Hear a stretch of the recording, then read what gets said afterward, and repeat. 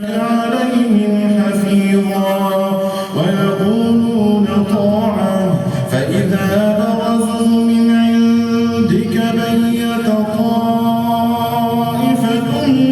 منهم غير الذي تقول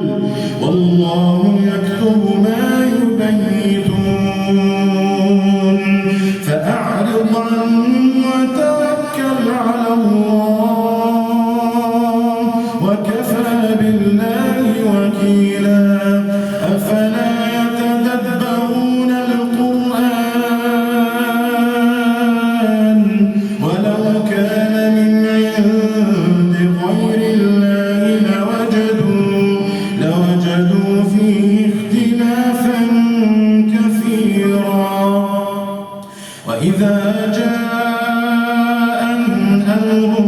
من الأمن أو الخوف أذاعوا به ولو ردوه إلى الرسول وإلى أولي الأمر منهم لعلمه الذين يستنبطونه منهم ولولا فضل الله عليكم ورحمته لاتبعتم الشيطان إلا قليلا فقاتل في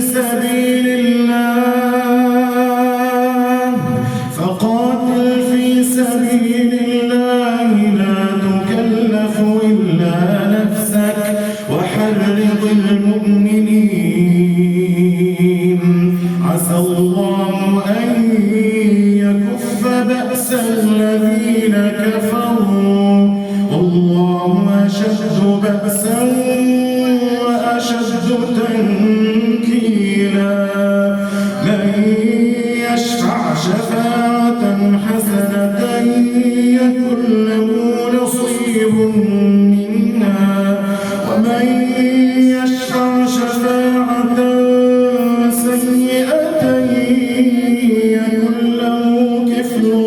منها وكان الله على كل شيء مقيتا وإذا حييتم بتحية فحيوا بأحسن منها أو ردوها إن الله كان على كل شيء حسيبا إلا هو ليجمعنكم